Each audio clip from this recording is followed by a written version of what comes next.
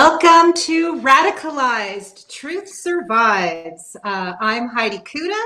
I'm here with Jim Stewartson, High Fidelity, and Sean Connor. We are an investigative show on disinformation. We believe exposing the perpetrators of disinformation during a time of mass deception is civic duty. And we want to thank our patrons who help support us as we do what we feel is very vital work. You guys matter. Thank you so very much. Just a couple quick items of housekeeping before we jump into the show. We had an incredible hi-fi dissection of Give, Send, Go data on Thursday's Rad Pod and Chill episode, the recap of episode 13. So please do take the time to watch it. It's a half hour. It's pretty dense, but it's very, very important. And the news that Hi-Fi broke on our show is now being broken on other shows. He's been interviewed by various reporters throughout the country. So please do check that out.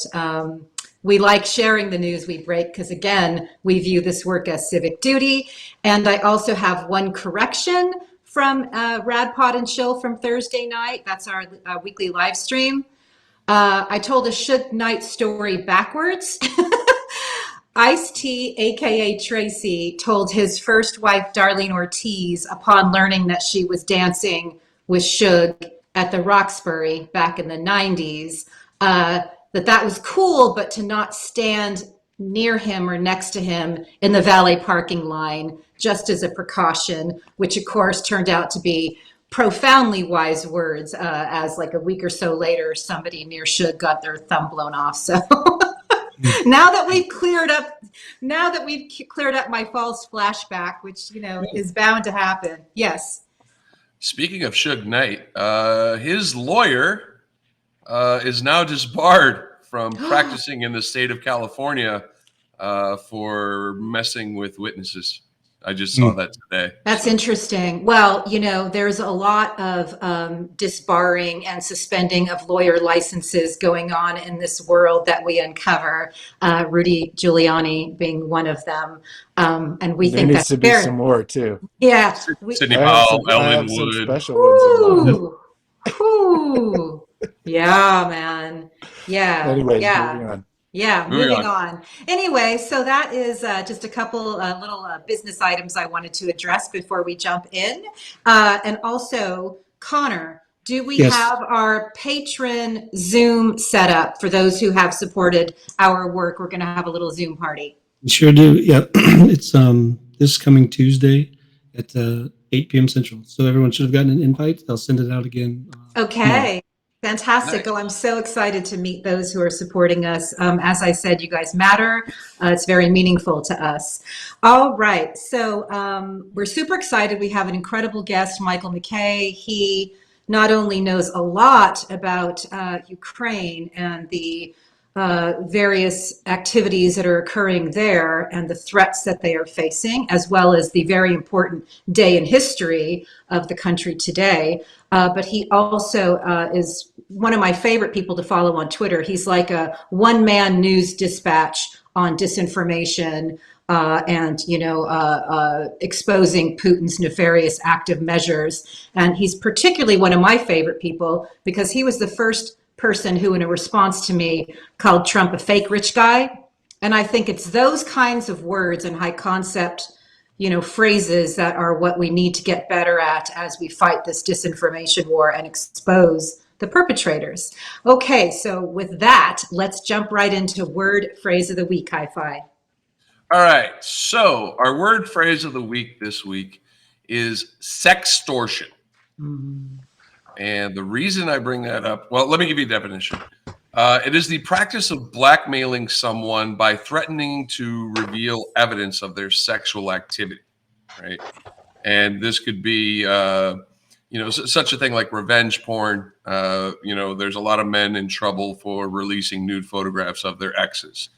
There was a GOP political candidate who took nude photographs non-consensually of a woman he was having an affair with in the hopes that he could blackmail her into not revealing the affair. And then we reach people like Jeffrey Epstein, who, as we all know, had cameras, video recordings all around his house, a harem of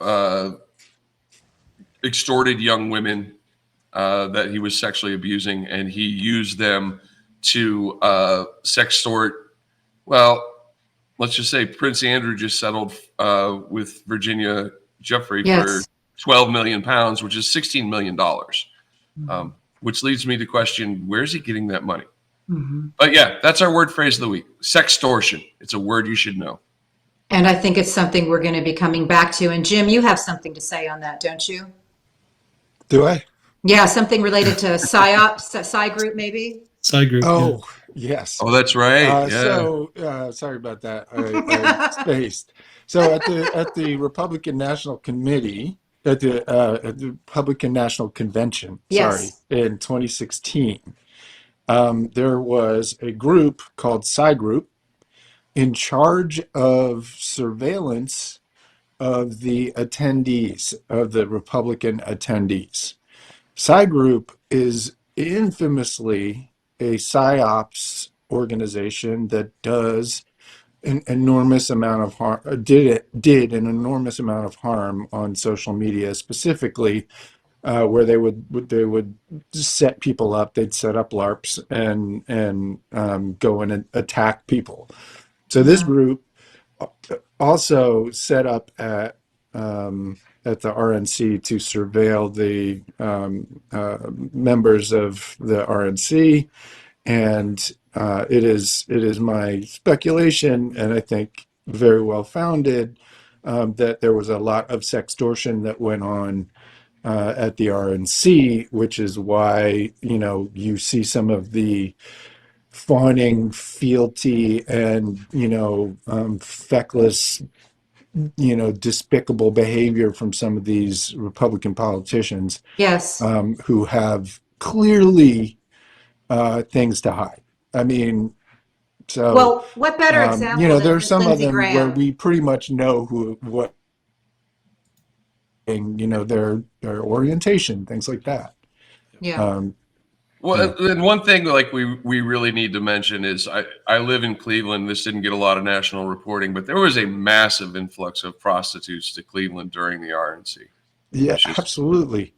It was of all genders and sizes. Yeah, you name it. Any proclivity you're interested in. Yeah, I mean, it was really like you remember like Richard Spencer was there, and there was just like a white supremacist heyday, and it also happened to have all the best PSYOPs people on planet Earth in attendance. Thank you for that. I always, you mentioned fawning fealty, feckless behavior, and I always think about, we know that Lindsey Graham was hacked by the Russians, just as the DNC was, and his behavior changed from aggressively anti-Trump to fawning, and continues to this day. One golf trip.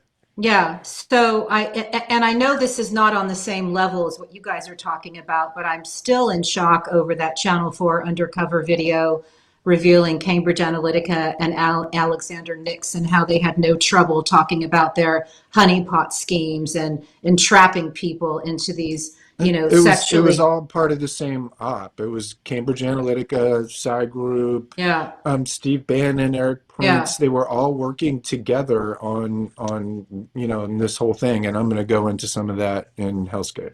Great. The last thing I want to say is when we talk about these things, the enormity of the amount of women and young girls who have been harmed by all of these operations. You know that I've always believed so much of the pain that we're living through is part of a transnational human trafficking mob, and everything points to Cyprus, and it's all interconnected. And I think about people that I've known in my own personal life who, for example, you're a model, a young teenage girl from, say, Kiev, and you are invited to come to America to be, let's say, a perfume model.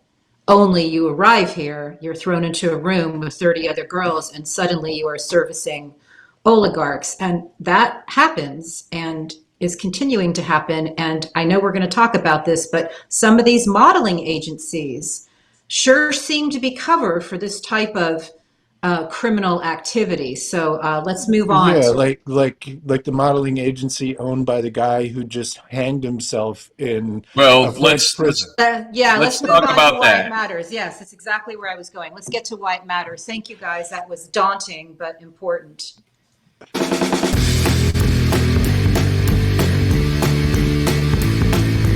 Why does it matter? Why does it matter? Why high fidelity? All right. Why does it matter? First story this week, Give, Send, Gone. Yes. Yeah. What does that mean? So as you know, as we discussed in our live stream, they've raised $9.7 million for the Ottawa truckers. However, the Canadian government has declared the Emergencies Act, and they are seizing bank accounts of people associated with that fundraiser. So the money is freezing, which is good, because if you watched our live stream, you'd see that I think it's money laundering. Do we have a little tiny clip from that to show? We have a little short example from our live stream. Can we see that for anybody who didn't see the episode? Please watch it. It's 1 hour of the time. There's a lot of jokes involved. Weird. All the patriots out there. Actually, a time progression of the dollar amount, whilst also showing the dispersion of the donations by dollar amount, would give you a pretty idea where the jumps are and where the fakes are. Does it have stamps? It does have timestamps, and that's what I want to point out on this slide right here. 16 donations, all with the same email address, 15 names, 16 different zip codes, 8 Canadian, 8 US, $1,049 in donations. And the donation credit card types: 2 American Express, 6 Visa credit, 3 Visa debit, and 4 MasterCard credit. And again, we have our random. So sus. Sus, goofy, and weird. Yeah, I mean, the only way you're going to find out if this is real or not is to track down the cards, track down the names on the cards, and contact the people, not through the email address that Give, Send, Go gave you, but through the information on file with the credit card company to see if that is a legitimate transaction. And I think they're going to find that some of those transactions are not, in fact, legitimate. They can't be. You can't have 16 credit cards on one email address, or maybe you could, but not 16 actual email addresses, and not 16 different cards. I mean, I've got a couple of credit cards and bank cards, but I don't have 16. It'd be strange. And if you did, you wouldn't have 16 different names and addresses. No, they'd all be under one name. The other thing that I want to bring up about Give, Send, Go, in the code release, they're looking at taking crypto in the future. Mm-hmm. And the Canadian government has contacted a number of crypto, I guess you call them exchanges online, saying, we need you to freeze that. And the crypto exchanges have replied with, yeah, fuck you. Wow. Well, so that's going to be interesting. This to me is economic war. Yeah. That is the important fight. Like crypto has been set up intentionally to be able to hide transactions, right? Like all these influencers and social media trolls and all these idiots who are getting paid, they're just getting paid in crypto. And you just transfer some shit on some random like coin somewhere and it's immediately laundered. No one ever has to know. Well, I just reread Dave's Troy original thread on this subject from a year ago. It really holds up. His predictions seem to be glaringly true. And shout out to our friend Dave, who launched his podcast today based on some of the stuff that he's been doing. The more the merrier. So hell yes. Well done, Dave. I'll be watching that. Yeah, well done, Dave. I'm so proud of him. I just blanked. What's my second story, Sean? Your second story is Model Mayhem. Model Mayhem. Thank you. Wow. A little bit. Yeah, okay, that's why I blanked on it, because this one's ugly. This one's I really ugly. Yeah, Do exactly. it fast then. All right. Basically, what happened was a man who ran a modeling company, who was accused of drugging models, raping models, and providing models, basically young Eastern European women and young women from all over the world, to Jeffrey Epstein. His name is Jean-Luc Brunel. And Jean-Luc Brunel was found hanged in his prison cell in France as he was awaiting trial. 75 years old. 75 years old. Well, here's the interesting thing about Jean-Luc Brunel's being found hanging. They found him between checks, and the cameras in his wing of the prison weren't working that day. Damn it. I hate when that happens. Why does that sound familiar, Epstein? What? Sounds familiar. And actually, I need to point something out here. There are 3 deaths that are very, very important. One is John McAfee. John McAfee was hooked into technology. He was hooked into crypto. He was hooked into criminal activity. He was found hanged in a prison cell.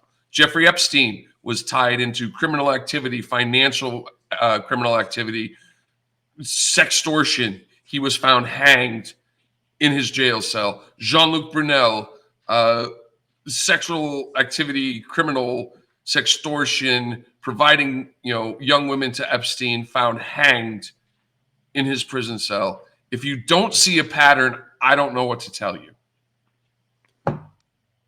So that's that story. The amazing pattern is all those pesky video cameras that just don't work. Mm-hmm. So I would like to say to Mr. Paolo Zampoli, who also ran a modeling company. Make sure that the cameras work in your prison wing when you get arrested, bud. Well, yeah. I'd like to also say the same for Donald fucking Trump. No, and Trump models, yeah. Trump models was just trafficking. Can I just say about Trump models? There was an incredible investigation by Mother Jones. At the very least, it was a Ponzi scheme. They would charge these girls rent to live 3 to a room or however many to a room, and they were paying more rent out of the fees they were earning than it would have actually cost to go get themselves a little place. So, Ruth Ben-Ghiat, I love quoting Ruth.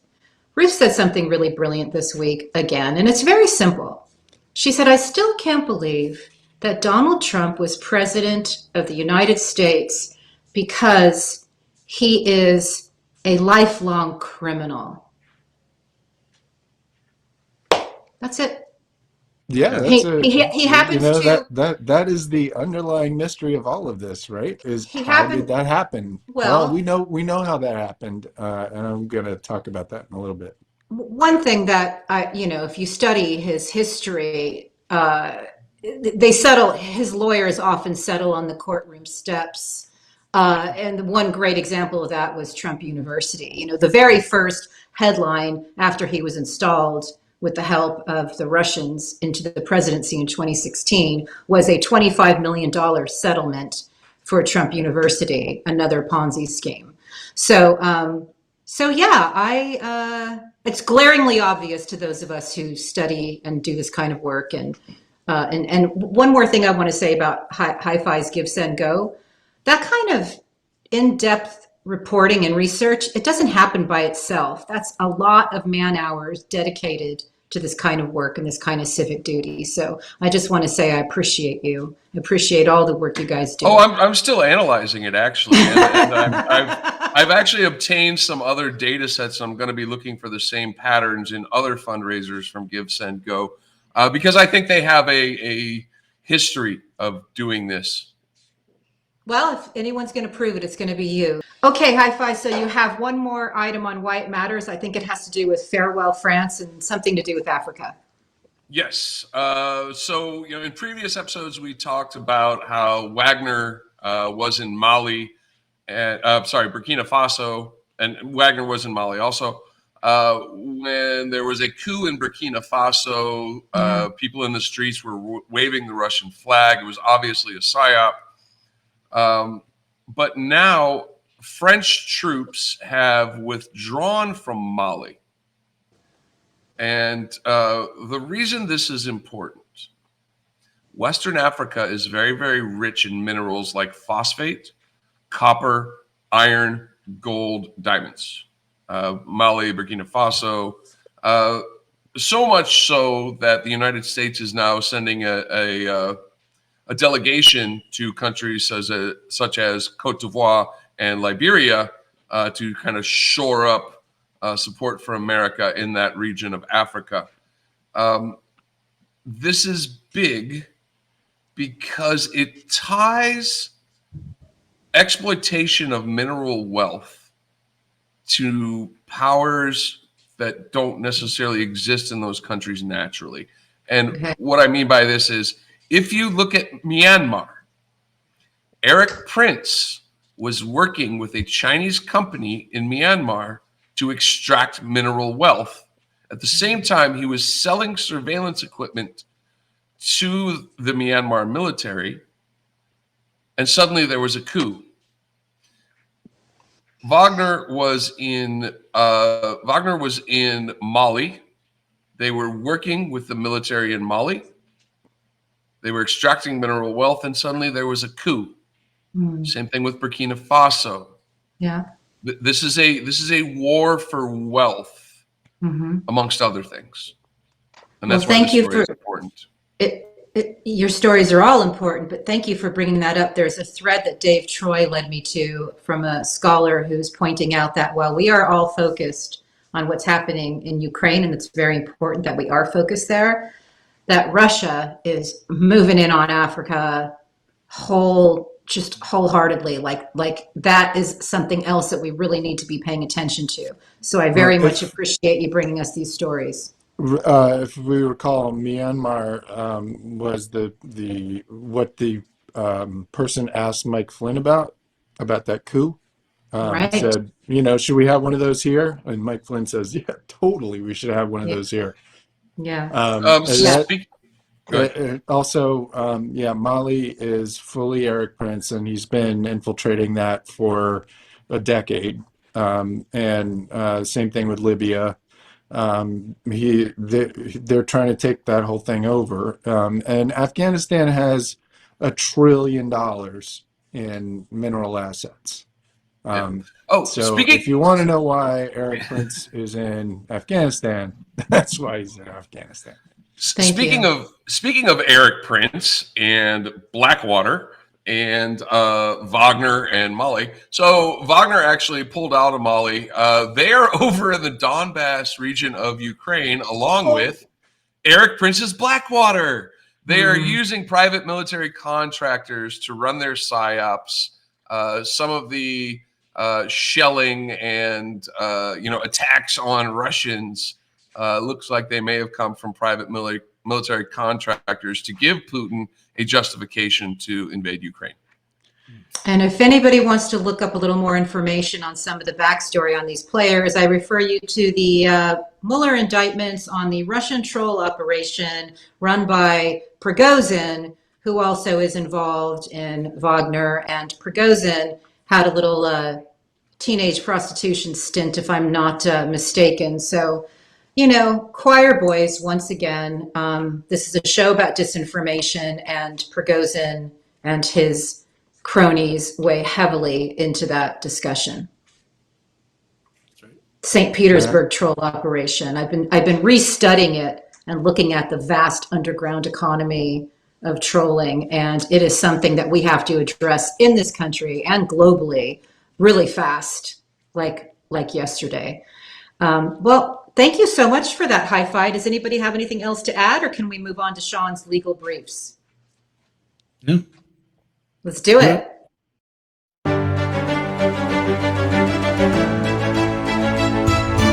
Brief legal briefs. Brief legal briefs. Love it, dude. So this is just following up on the racial discrimination lawsuit against Tesla that was filed. It looks like yesterday, the California Department of Fair Employment and Housing joined the suit, which is very good news. So they've joined the suit against Tesla for the horrific conditions and abuses that mainly African Americans had to endure while at the flagship Tesla plant in California. So, and I just want to thank you for that. I want to reiterate that Elon Musk tweeted a Hitler meme this week. So I just don't want that to be forgotten. Second one. I don't want it to be forgotten because of a deletion. You know, that happened. And I want to reiterate that Elon Musk is a fucking problem. All right, moving on. Every episode. Okay, all right. Let's move on to Hellscape. We have exactly a perfect amount of time to get through this, so let's do it. Jim Stewartson's Hellscape. Oh, fuck. there we go. Oh, fuck. Oh, fuck. So I had a oh fuck yesterday when, pardon me, I saw a New York Times article that was literally disinformation. Like not even good disinformation. Pretty weak sauce, honestly. And it was printed in the New York Times as if it not only held water, but was somehow to be believed. And I would like to disabuse as many people of that idea as possible. And that's what this Hellscape is all about. So as a bit of just preamble, as most of you know, I was mass reported off of Twitter by bad actors. And that sucked because I had 45,000 tweets that I knew like the back of my hand. It was part of my brain, basically. And that was part of the reason they took it away, is because I had threads about literally everything. But what I did recently was start to rebuild my kind of database, but I did it in a real database this time. So Sean, if you can pull up that screen, I'd appreciate it. Cool. So this is one of my databases. This is of all of the people, not all of the people. Will get much bigger, but it's a lot. The most important people who have been involved with, Flynn's entire operation from beginning to end. So I could tell stories about all of these people, but just click on not Q real quick. So one person who's not on that fucking list is Paul Ferber, who is a mentally ill white nationalist in South Africa, who is a Q follower, who is one of the most voracious advocates of Q that there is, because he thinks it's real. So go ahead and click on Paul Ferber, the first one.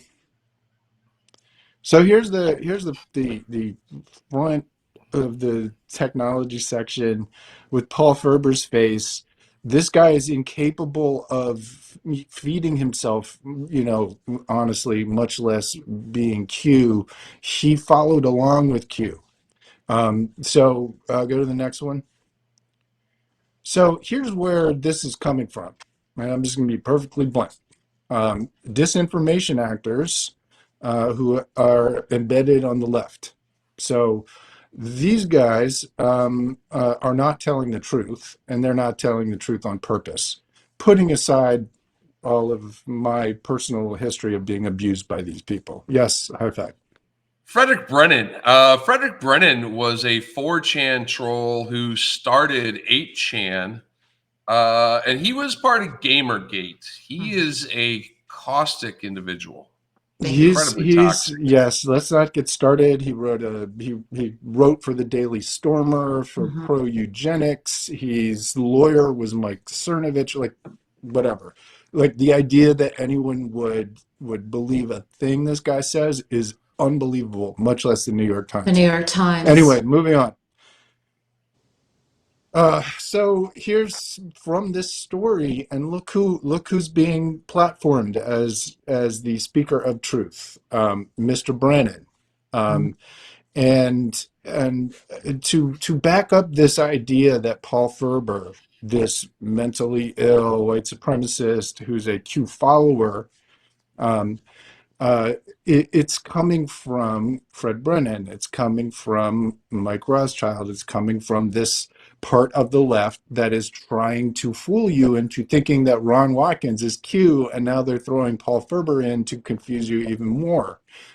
Neither of them are Q. Moving on to the next one.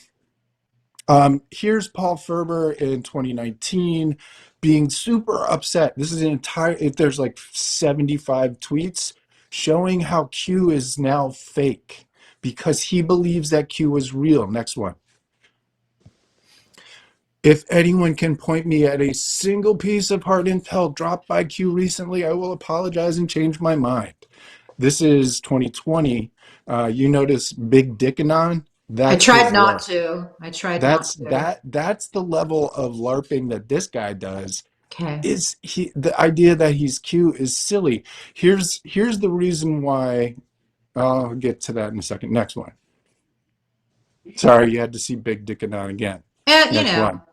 it's the world. It's the world. Okay, so here's the report that they use to back up this silliness.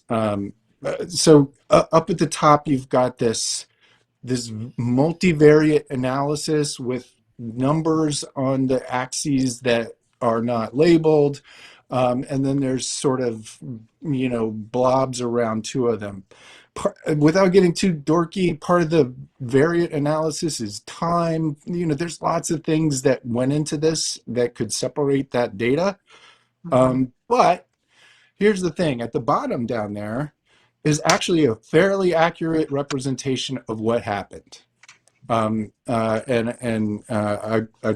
you can zoom on it somewhere else, but there are 4 distinct cues. It's not two voices. There were dozens of people who wrote Q drops, but there were 4 distinct teams that wrote for Q. Next. Oh boy. So anyway, a year after their initial thing, which just said, hey, it looks like there's kind of 2 groups of voices. A year later, for some reason, they come out with these names. Let me be clear about something. Paul Ferber imitated Q for years. Big Dickanon is imitating Q in like stupid ways. That's the reason why his analysis lines up, is because he imitated it for years afterwards. They are matching against somebody who's imitating Q and pretending that means he's Q. It doesn't. It means he's a fan of Q, a super fan. Next. So down here at the bottom of one of the studies that is mentioned by the New York Times, it says, oh, by the way, there's this other person that it could be, who is Christina Urso. Christina Urso was one of the people who formed Patriot Soapbox with Jerome Corsi, Mike Flynn's employee Tracy Diaz, and Coleman Rogers. They absolutely did write Q drops. Paul Ferber never did, but certainly Patriot Soapbox did. All right, let's go back.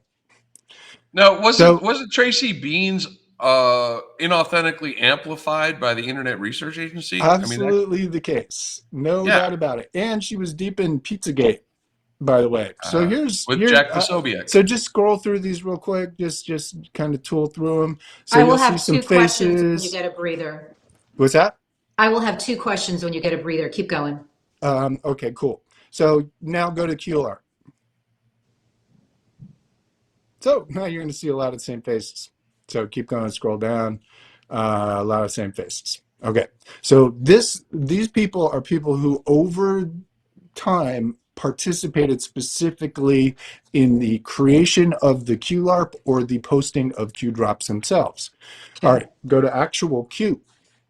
And I will pause here for a second. And Heidi, why don't you go ahead? Okay. My two questions are, number one, is this part of the vast underground disinformation economy?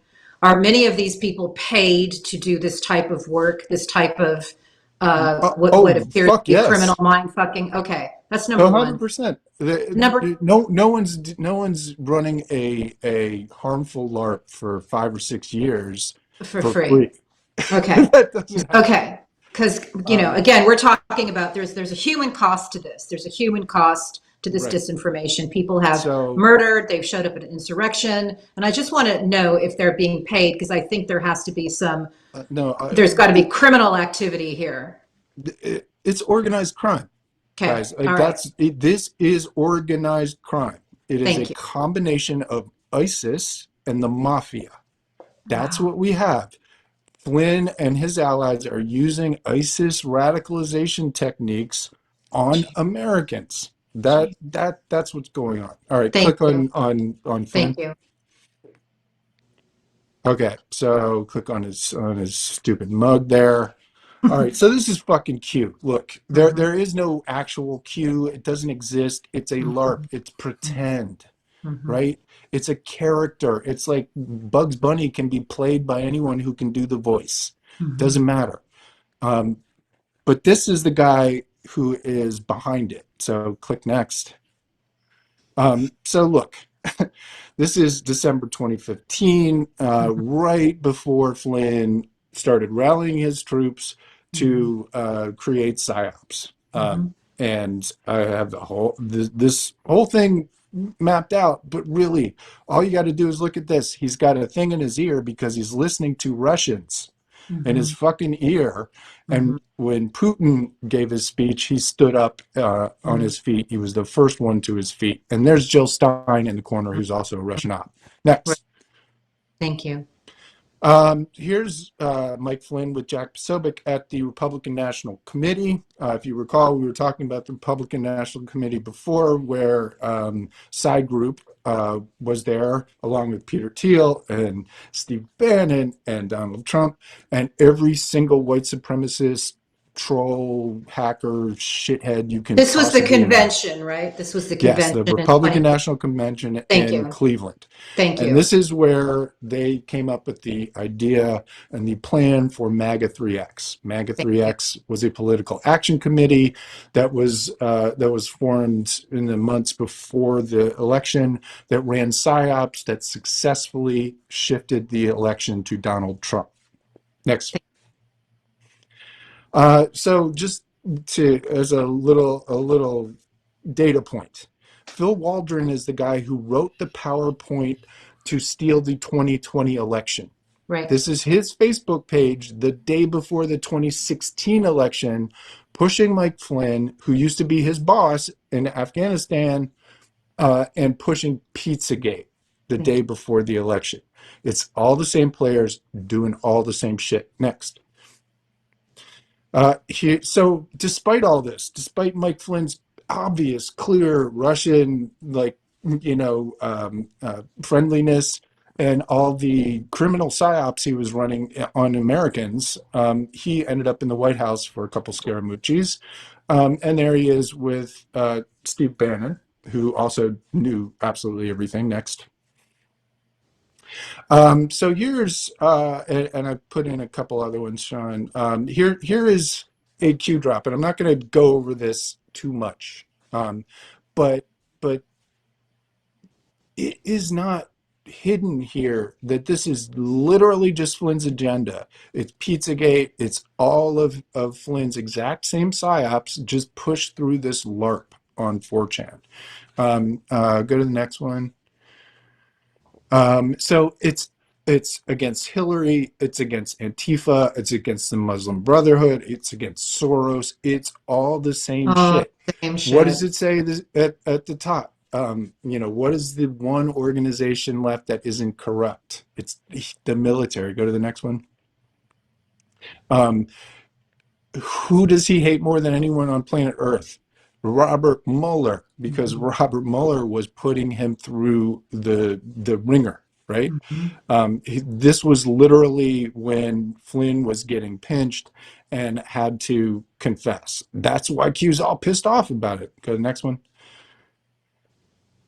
Okay, so this just actually skip this for the moment, and just actually skip out of here. And now I'm just going to go through real quick kind of the actual evolution of Q. So here's Q1. Here are the 4 people, in addition to Mike Flynn, who actually were there on the Discord server and wrote the Q drops. It's Doug Stewart, who I've written a lot about on my Substack and don't feel like getting into right now. James Brower, click on that real quick. So James Brower admits everything. Just click on it. We're going to go through these real quick. Click on the first one. There we go. So here's the guy. He lives in Rhode Island, where Mike Flynn does. Groyper, white supremacist. Next. You see Tony Podesta there at the bottom. So Jordan Sather, who joined the Q team right after this video, by the way, said, "Hey, James Brower admitted it was him," which is true. Go next. Here's James Brower on November 4th, 2017, literally 6 days after Q started, saying, "I hope you enjoyed the 4chan posts, Q." He's saying it like there's no reason why this guy would do this other than to put a marker down to limit his liability, because he wanted to take credit for it, but he didn't want to take credit for what was going to happen next. So James Brower and Microchip, super good friends. So this one is important too. The same day he admits he's Q, he wants to do a new troll campaign saying white people are the real minorities, only 6.5% of the world population. James Brower says, "Awesome. Now everybody go do your job." That's what this is. Look very carefully at this. These are the 2 people who started Q, going and pushing great replacement theory, neo-Nazi great replacement theory, 6 days after Q started. Next. Here's James Brower talking to Microchip on Skype. Next.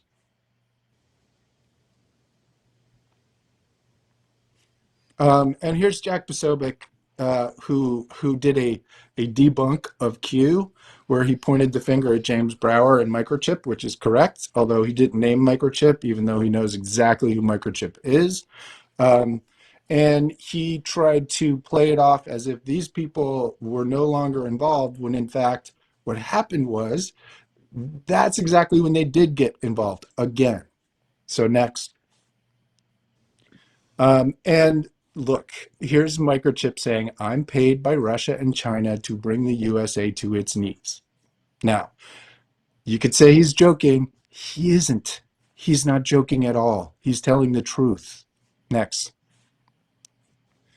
And here's James Brower again, lives in Rhode Island, which is a very, very tiny state where Mike Flynn also lives. James Brower was in MAGA 3, was one of the founders of MAGA 3X. MAGA 3X was Mike Flynn's PSYOP shop. Again, the PSYOP shop that ran all the Hillary Clinton stuff. All right. Cool. Out of here. All right.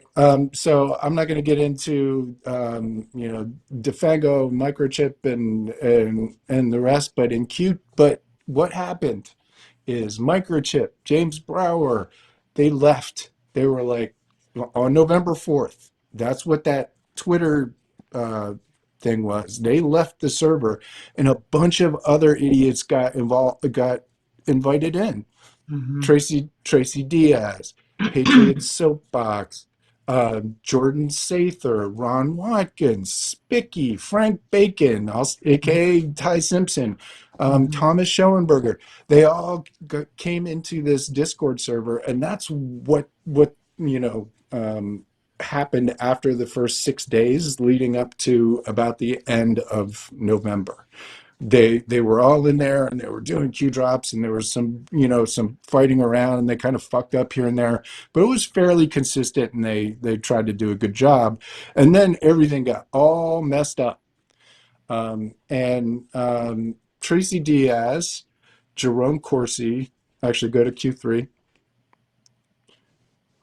So around the middle of December, Tracy Diaz, Jerome Corsi, Jordan Sather, Dave Hayes, aka Praying Medic, Coleman Rogers, and a bunch of other people left 4chan and went to 8chan. That's when Ron Watkins got involved. Mm-hmm. He was hanging around. He was in the Discord.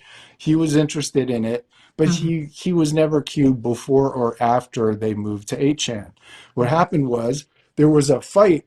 There's a tussle between people who were trying to keep control of the QLARP, but Tracy Diaz, Jerome Corsi won out. They got it to 8chan, and Ron Watkins put his stamp on it. He said, because he's a dipshit, not because he's a mastermind, because he's dumb. He said, it's only going to be on 8chan from this day forward, which, by the way, screwed them because they couldn't put it anywhere else. Anyway, doesn't matter. Ron Watkins ran the website. He was in the meetings. He's in the DM rooms. Yeah. Not Q. Right. Never Q. Right. Next.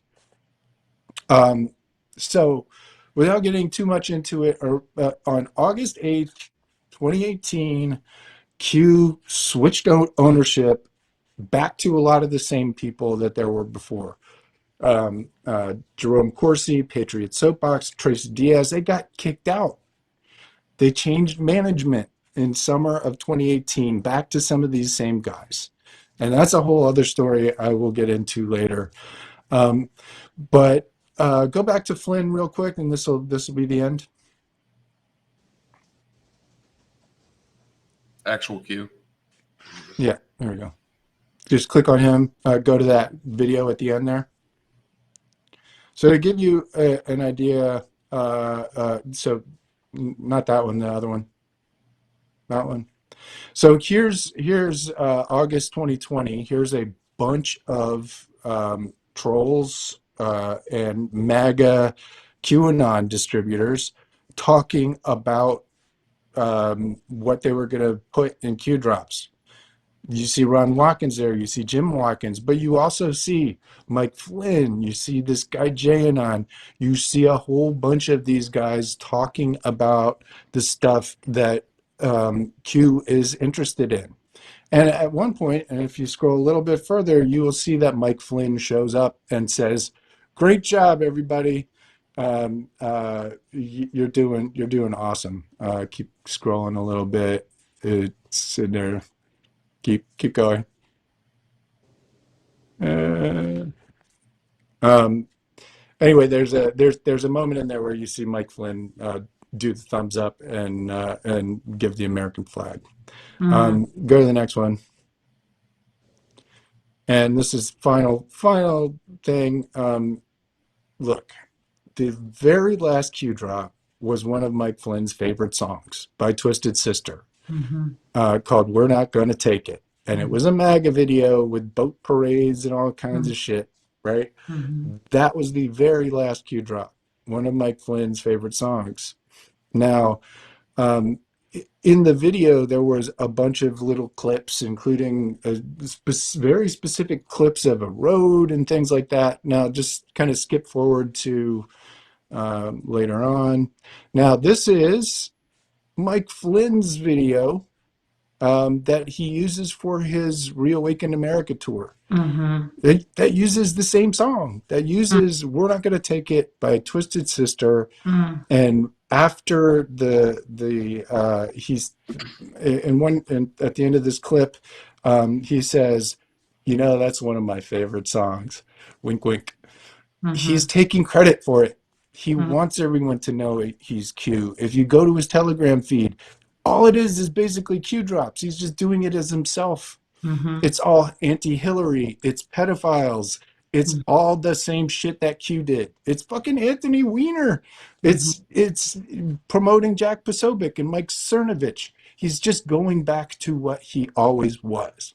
Yeah. So listen, the idea, and get rid of this for a second, and then I will stop. The idea that this QAnon victim, Paul Ferber, who is nobody to be, mom should be proud of.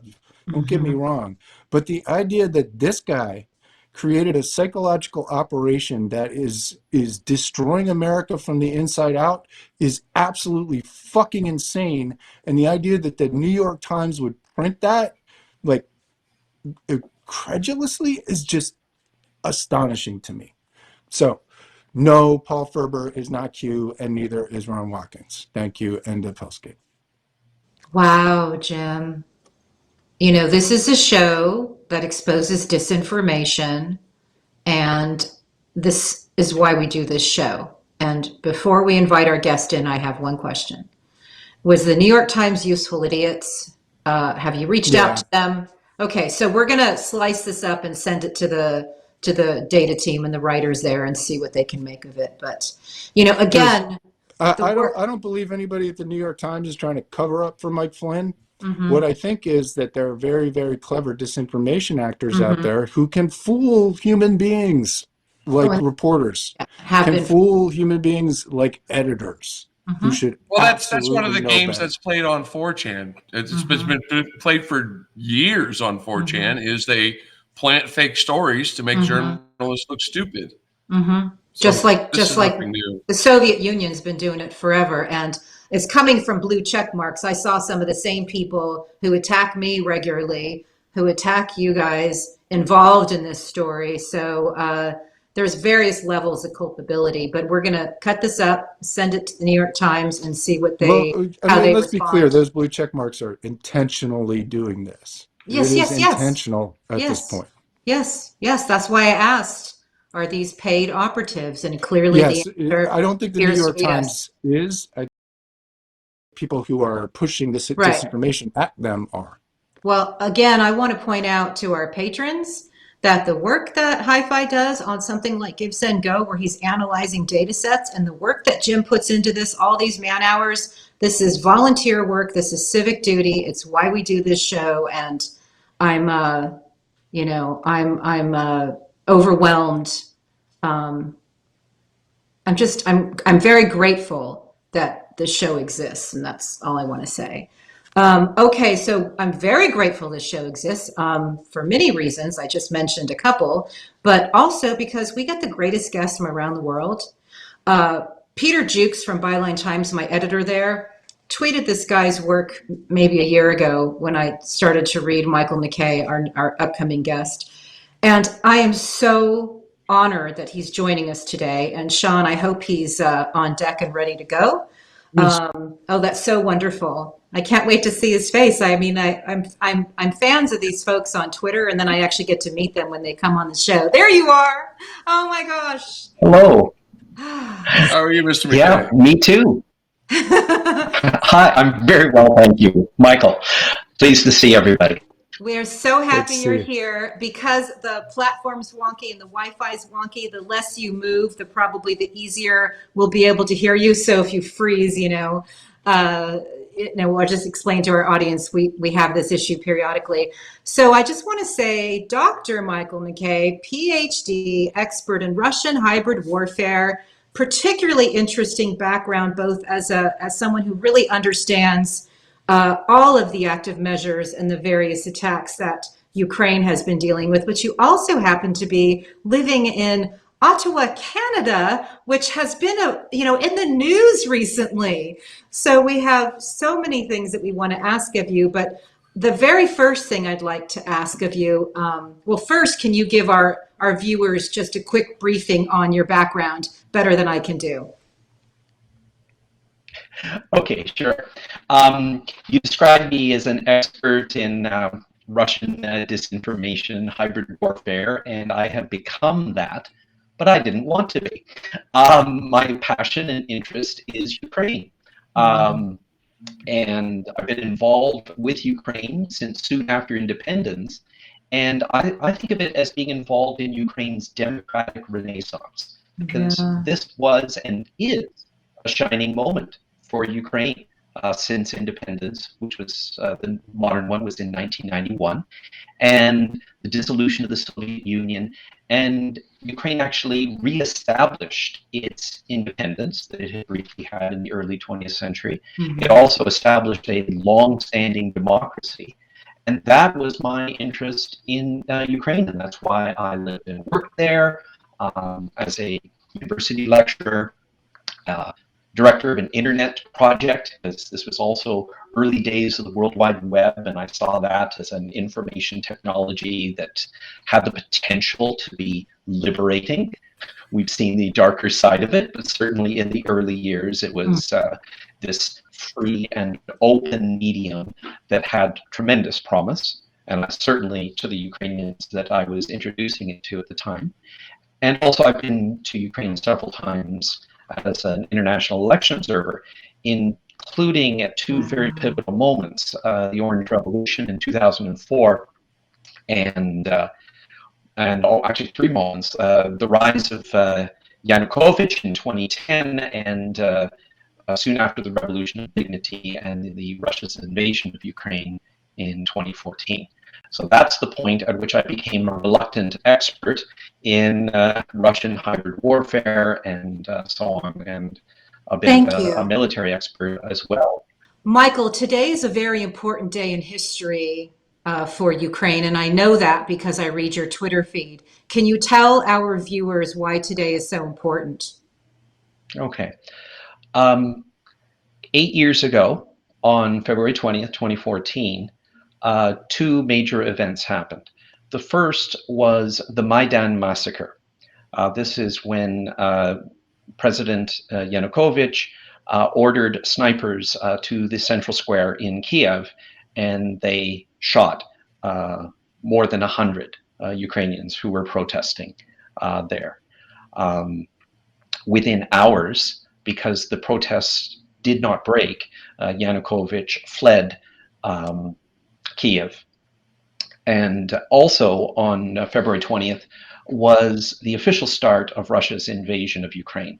Putin took this moment to begin, at first secretly, but he gave the orders to the Spetsnaz to begin their operation to seize the regional parliament in Simferopol. This is the regional capital in Crimea. And a few days later, news started around the world, and people saw that as the little green men. But in fact, these were special forces, and Putin actually gave the order on this day, 8 years ago, and gave a medal to his troops. And I put that on my Twitter feed and said, "This is it." And Ukrainians recognize it, and the Russians recognize it. But this is when the invasion of Ukraine began 8 years ago. Thank you. And your Twitter feed reads like dispatches from the front. You daily are keeping people apprised of what's been happening in Ukraine. And what I also really appreciate about you is you cut through all the shit every day, and you, in plain language, break down what's happening. And how is what has been happening in Ukraine since 2014 been a prelude to what we're seeing here in America? Because you call every key event and you say this is just like what the Russians did on this date. Even with the insurrection, you said this is exactly like what happened on this date. Can you kind of give people your very focused view of how all of this has been kind of a prelude to what we're seeing here? Yeah, well, I guess maybe the best way to describe that is a personal journey. When I first started seeing, this was around 2015, I saw this character, Donald Trump, being treated as a serious candidate for the leadership of the Republican Party. And I said, what's this all about? And then I heard his statements specifically about things like Crimea, when he would say, oh, it's Russian. And then oh, and it's Europe's problem, and so on. I says, wait a minute, this is not something some TV celebrity is going to say off the top of his head. And that's Totally. because I recognized it from what I was seeing and reading every single day from Russian channels and Russian outlets and so on.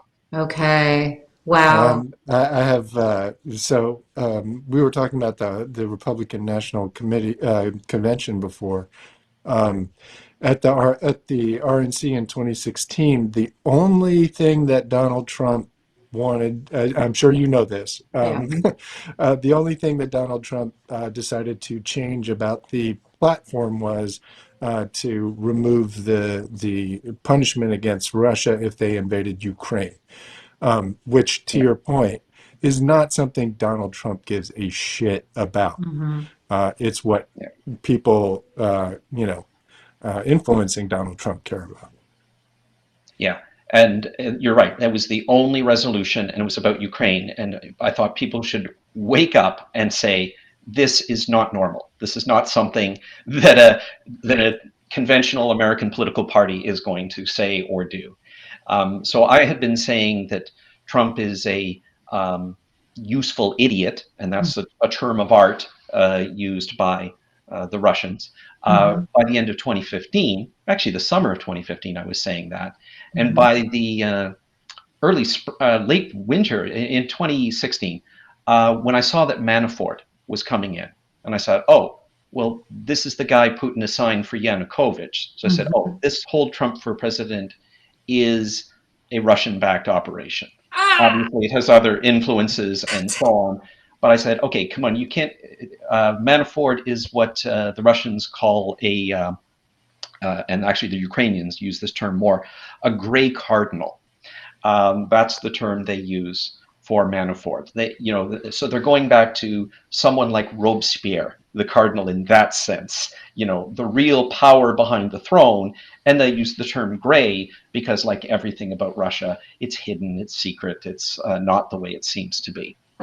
So I said, okay, Manafort's a gray cardinal. I knew what he had been doing in Ukraine, active measures against Ukrainian democracy since 2005, when Putin assigned him to be the curator of Yanukovych.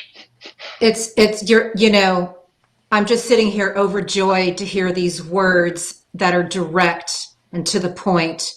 That presidency was a Russian operation. Can we just hear it again? I mean, it's just, we here see it, but it's so clouded by the disinformation and the endless flood of shit and the fog of unknowability and all those things that you know about. But I'm so happy to hear you just mention Manafort right away, because of course that was one of the, characters that I had hoped that you would bring up in order to reveal just how much of a Russian operation the whole Trumplandia has been.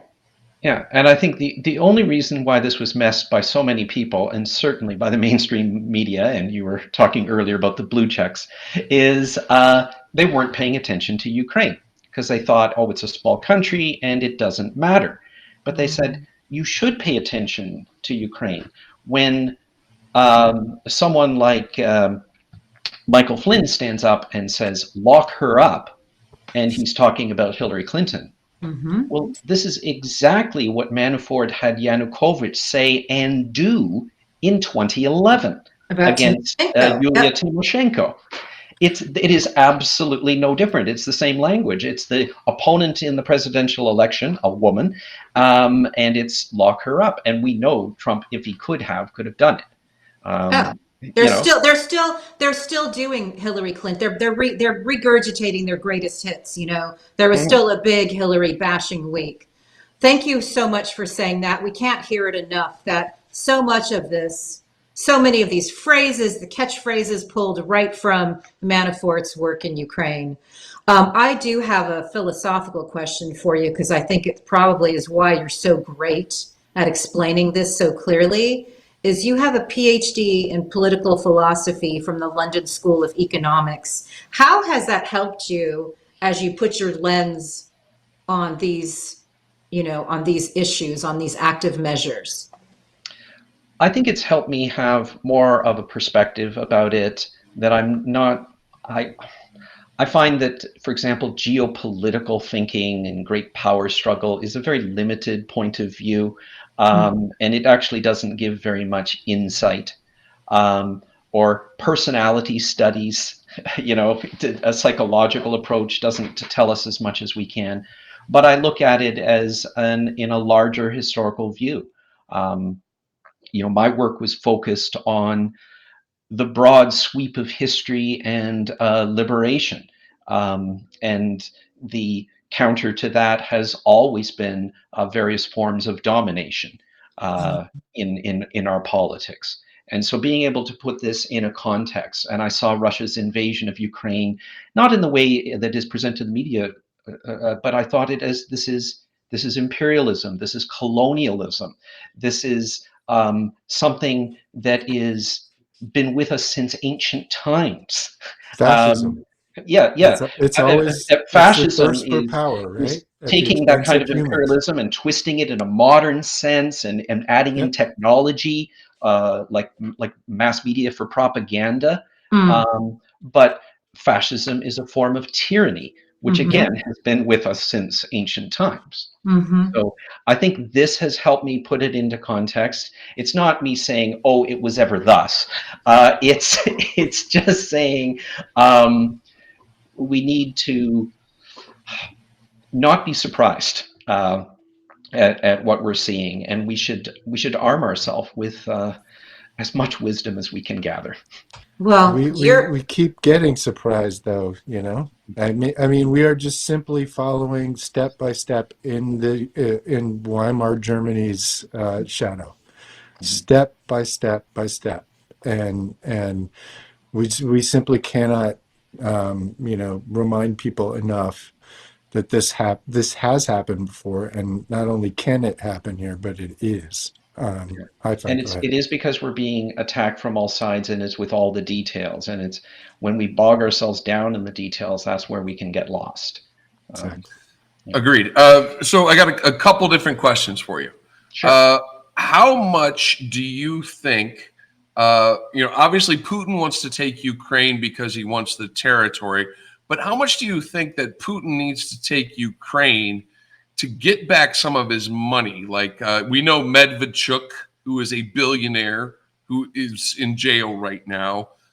We know Kozak, who runs TV stations that pump out propaganda. He's in big trouble.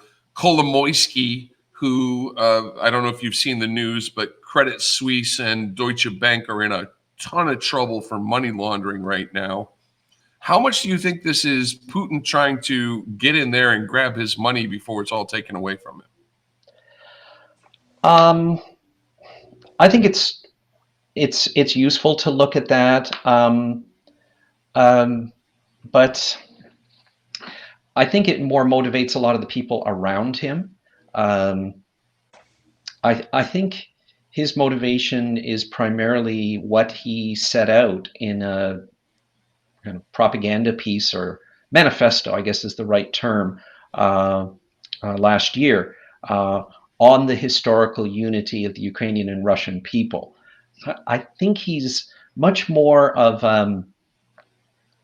a chauvinist, really, a Russian chauvinist, Mm. as much as he is a crime boss. But I think Ukraine, it's Russia as an empire that without Mhm. Ukraine ceases to exist, and that is, to me, the real threat. So you think Duginism and Eurasianism is what's driving him, the Moscow as a third Rome kind of thing? Yes, I think he takes things personally. He's not as cold a calculator. He's certainly not a strategic genius at all. For example, he takes being driven out of Dresden in 1989, 1990 very personally, as a personal defeat, and revenge is a big part of that. So yes, Duginism, although he's not so influential now, and Putin does take the imperialists as kind of a fake opposition, but he really adopts their credo. You know, this notion of Ruski Mir, Russian world, it's everywhere Russians are. You know, that to me is a motivator. Yes, he does need to secure his crime empire, and he would have liked to have had someone like Yanukovych stay in power, because there'd be no need to invade Ukraine if Ukraine remained as corrupt as it was under Yanukovych.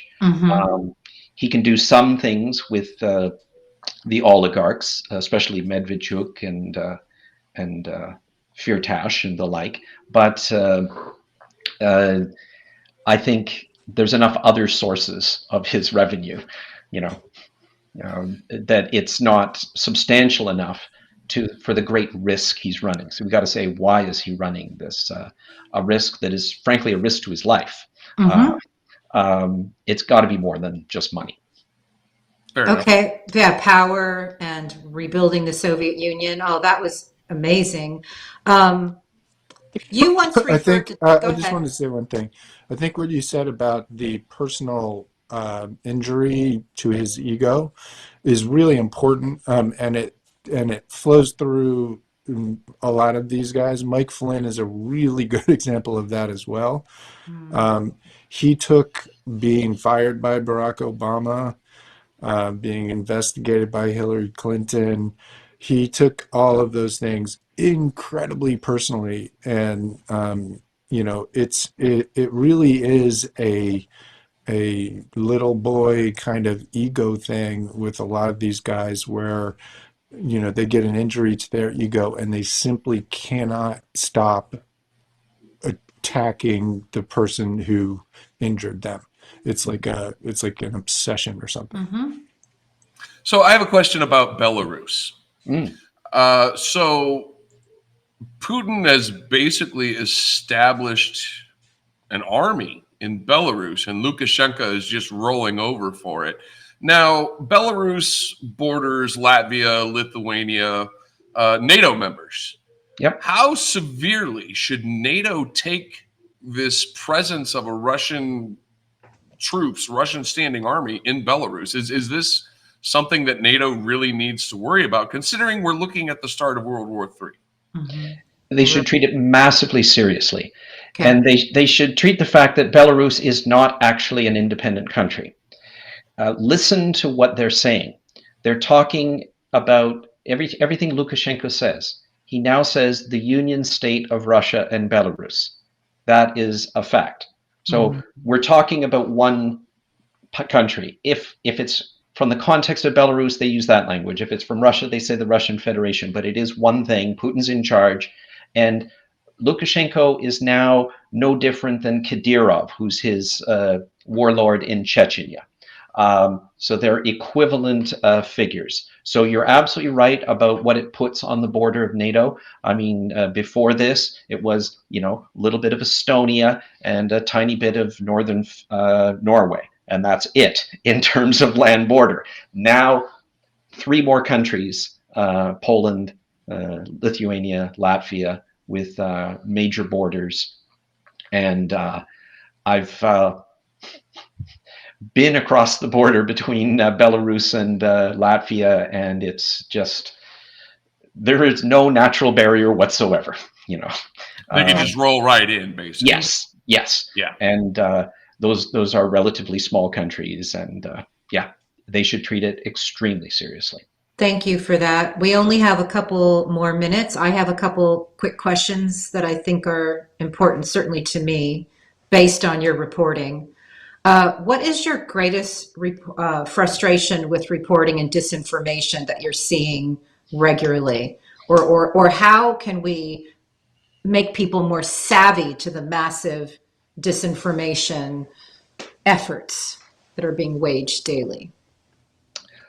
Okay. I think at the moment, the number one is the disinformation about talking about what we will do if Russia invades Ukraine. Russia has invaded Ukraine. They did invade Ukraine 8 years ago. The nature of the invasion is not like we see in like old newsreels about Nazi soldiers breaking through the border in Poland and rolling in with tanks. It didn't look like that. Actually, it did a little bit, but we ignored it. You know, there were tanks rolling across the border in 2014, and we ignored it. So ignoring the invasion because it doesn't look quite like what we think it should is a huge mistake. The other one of my pet peeves is misinformation about describing the nature of that invasion.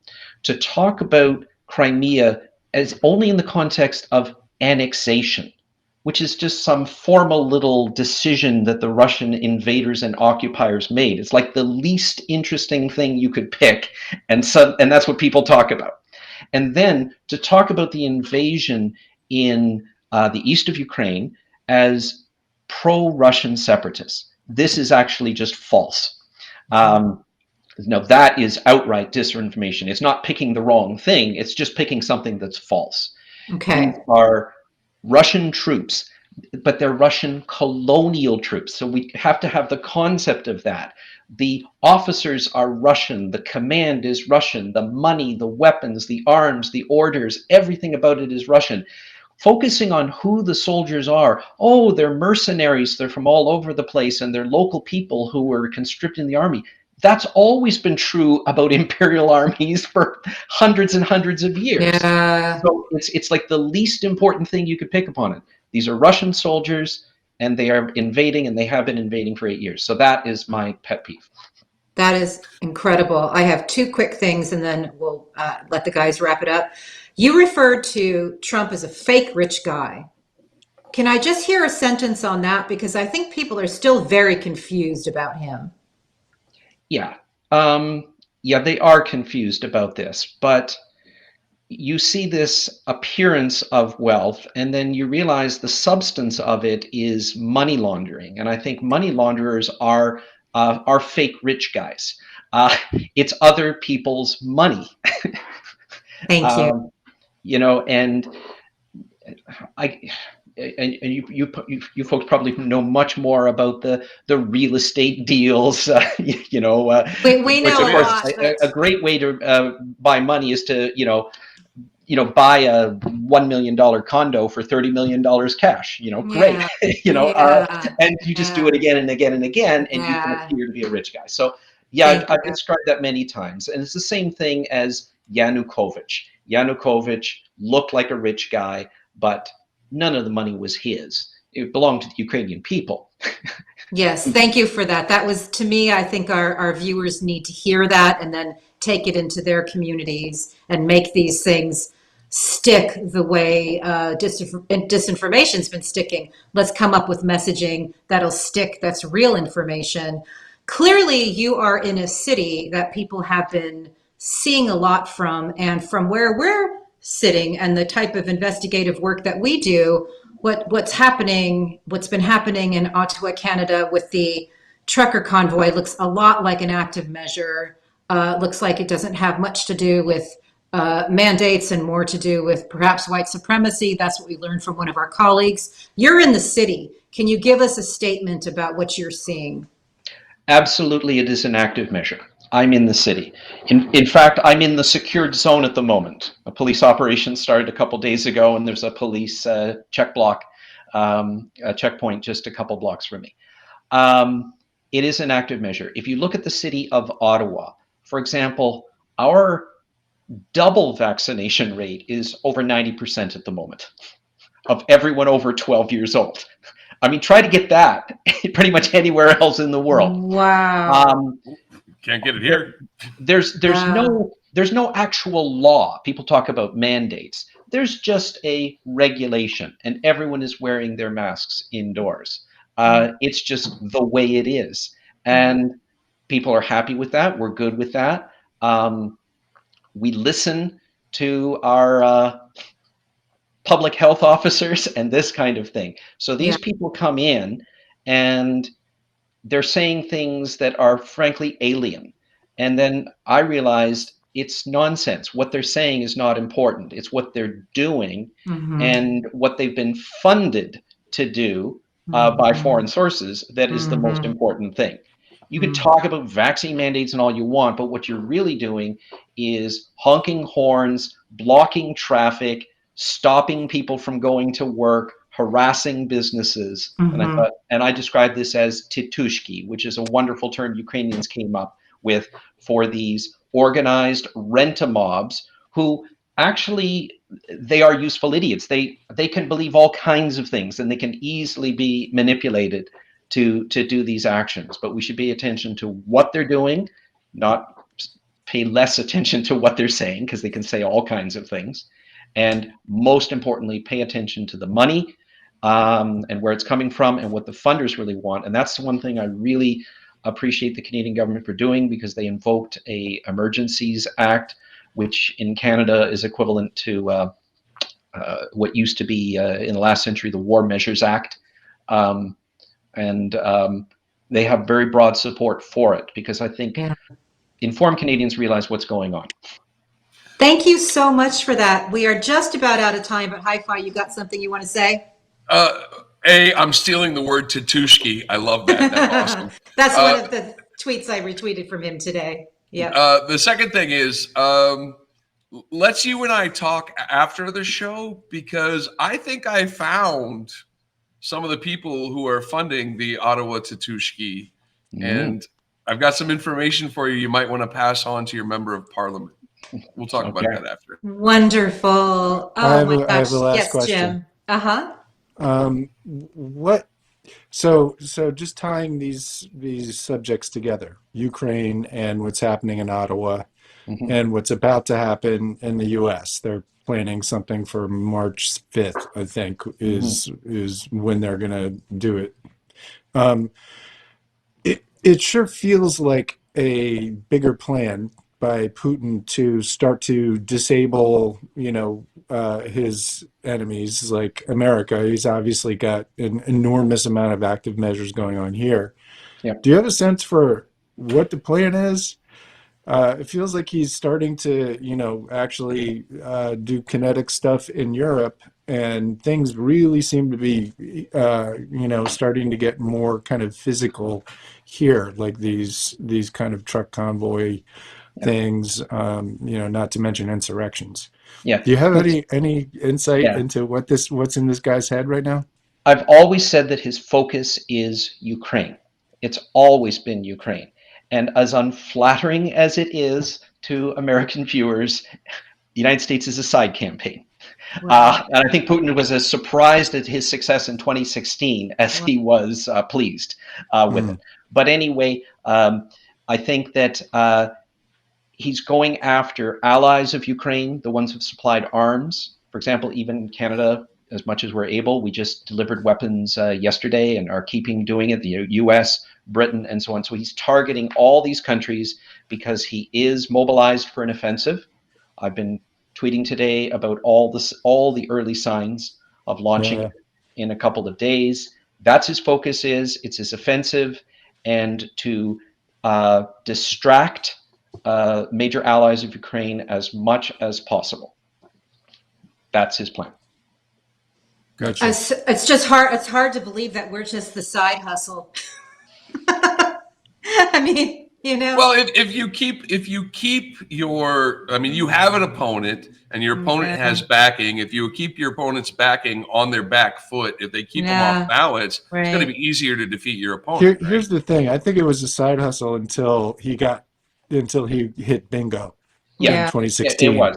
I think when he got Trump in there, it became more than that. Weaken it, right? Yeah. And he wants to weaken us, weaken, and you can weaken it with chaos, because he's a KGB agent. Exactly. He's not interested in good things for Russia. He's interested in bad things to his enemies. That's right. There we go. Thank you. That's Thank right. you for that. Oh my gosh. Wow. I am so grateful. Once again, I always feel like the time goes so fast and we have so many more things we'd love to ask you, but we do ask that you would join us again.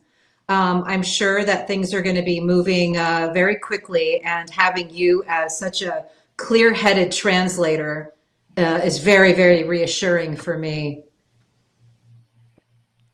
Well, thank you very much. It's a pleasure to be on and to talk about these things and to make the connections with you guys. Thank Would you you do so me, very would you much. do me one favor? Would you Yeah. keep an eye out for Eric Prince's Blackwater and Prigozhin's Wagner over in the Ukraine? I want to keep an eye on those guys. I don't trust them. Wagner are already there, and I'm very sorry to say that they have already started to execute operations against civilians in Luhansk. So I'm just very saddened about what I'm seeing in the last few hours. Well, because you are the dispatch that we all need, can you just give everybody your Twitter account so people can follow things happening in real time? Sure. It's at MHMCK. All right. Well, we will include that also in the information that we send out.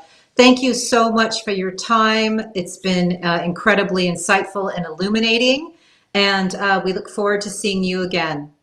Thank you, Heidi. Thank you. Thanks so much. Wow. That was Wow. amazing.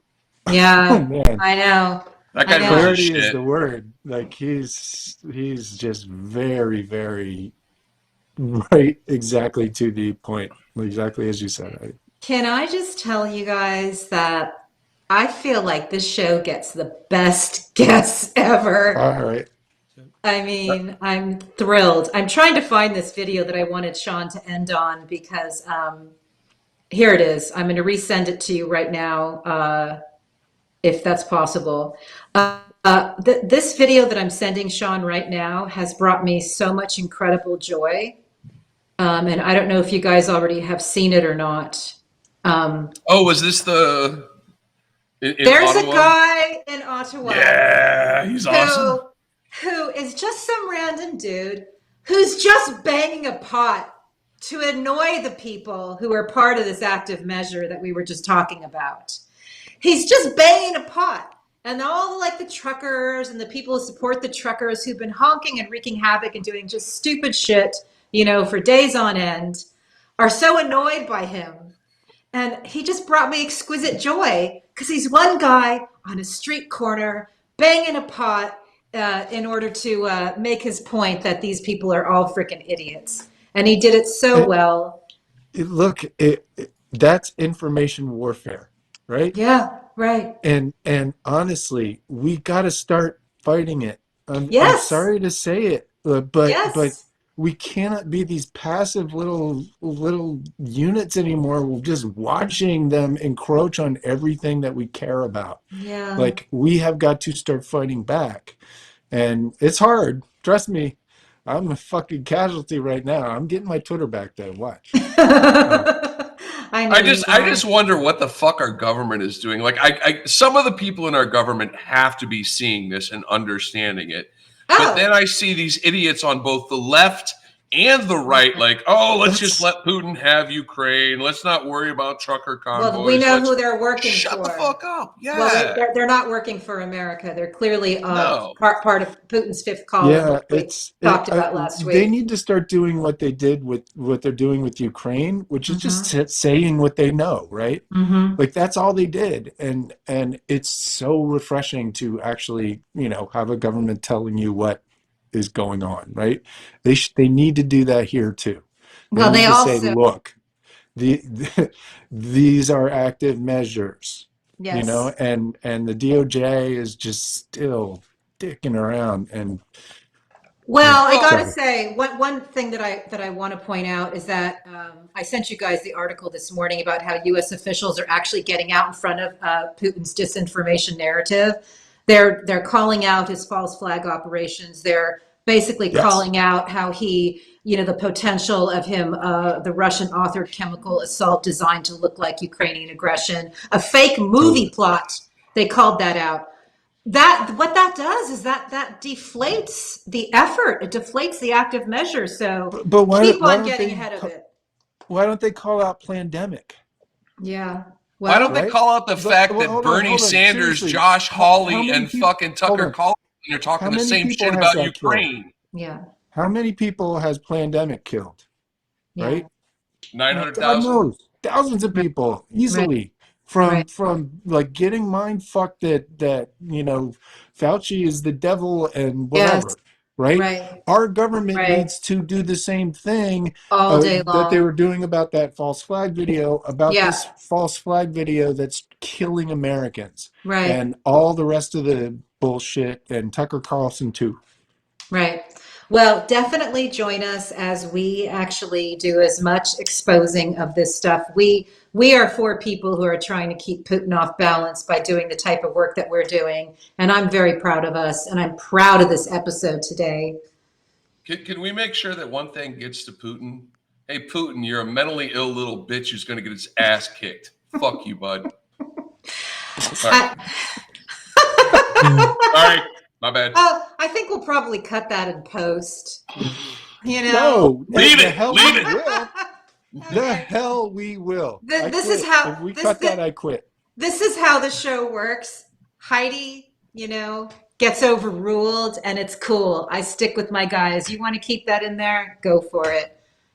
Team spirit. Smells like team Fuck you, spirit. Putin. You know what? Yeah, man. I've lost a lot of sleep over this. So, okay, I'm going to go in with the double barrel. Fuck you. Damn. There we go. All right. That felt good. So, Connor, we don't have a digital dissent because Tooth survives. So I was. That's right. That was not my joke. That was Hi-Fi's.